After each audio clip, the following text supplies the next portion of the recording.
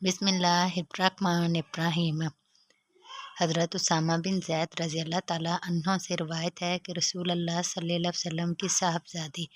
حضرت زینب رضی اللہ تعالیٰ عنہ نے حضرت صلی اللہ علیہ وسلم کے پاس کہلا کے بھیجا کہ میرے بچے کا آخری دم ہے اور چل چلاؤ کا وقت ہے، لہذا آپ اس وقت تشریف لے آئیں۔ آپ صلی اللہ علیہ وسلم نے اس کے جواب میں سلام کہلا کے بھیجا اور پیام دیا کہ بیٹی، اللہ تعالیٰ کسی سے جو کچھ لے لے وہ بھی اسی کا ہے، اور کسی کو جو کچھ دے وہ بھی اسی کا ہے۔ الغرض ہر چیز ہر حال میں اسی کی ہے۔ اگر کسی کو دیتا ہے تو اپنی چیز دیتا ہے، اور کسی سے لیتا ہے تو اپنی چیز لیتا ہے، اور ہر چیز کے لیے اس کی طرف سے ایک مدت اور وقت مقرر ہے،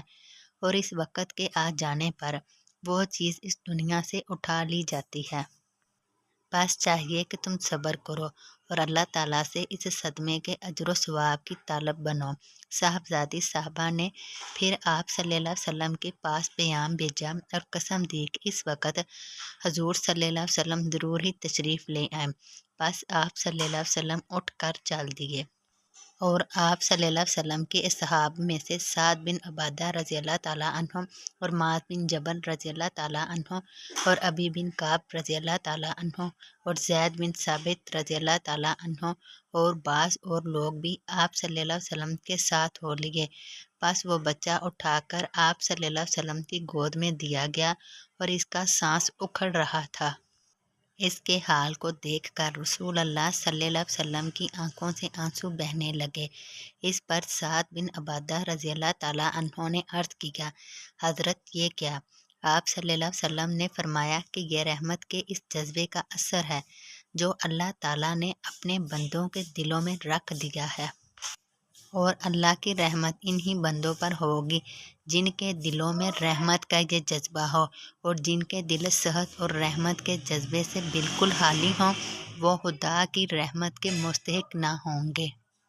تشریح: حدیث کے آخری حصے سے معلوم ہوا کہ کسی صدمے سے دل کا متاثر ہونا اور آنکھوں سے آنسو بہنا صبر کے منافی نہیں۔ صبر کا مقتضی صرف اتنا ہے کہ بندہ مصیبت اور صدمے کو اللہ تعالیٰ کی معیشت یقین کرتے ہوئے اس کو بندگی کی شان کے ساتھ انگیز کرے، اور اللہ تعالیٰ کی رحمت سے مایوس اور اس کا شاکی نہ ہو، اور اس کی مقرر کی ہوئی حدود کا پابند رہے۔ باقی طبعی طور پر دل کا متاثر ہونا اور آنکھوں سے آنسو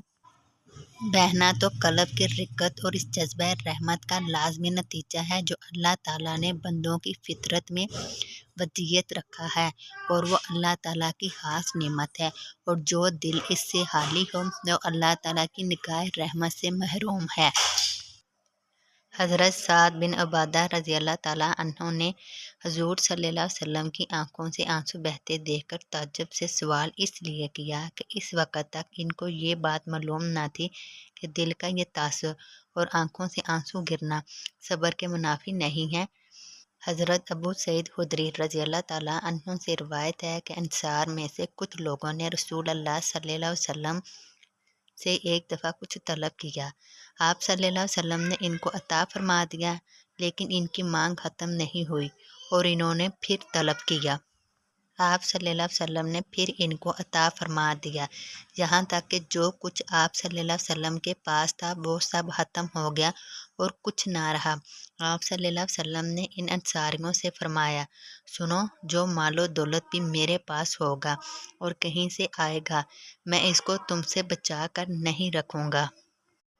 اور اپنے پاس ذخیرہ جمع نہیں کروں گا، بلکہ تم کو دیتا رہوں گا، لیکن یہ بات خوب سمجھ لو کہ اس طرح مانگ مانگ کر حاصل کرنے سے آسودگی اور خوش عیشی حاصل نہیں ہوگی، بلکہ اللہ تعالیٰ کا قانون یہ ہے کہ جو کوئی خود عفیف بننا چاہتا ہے،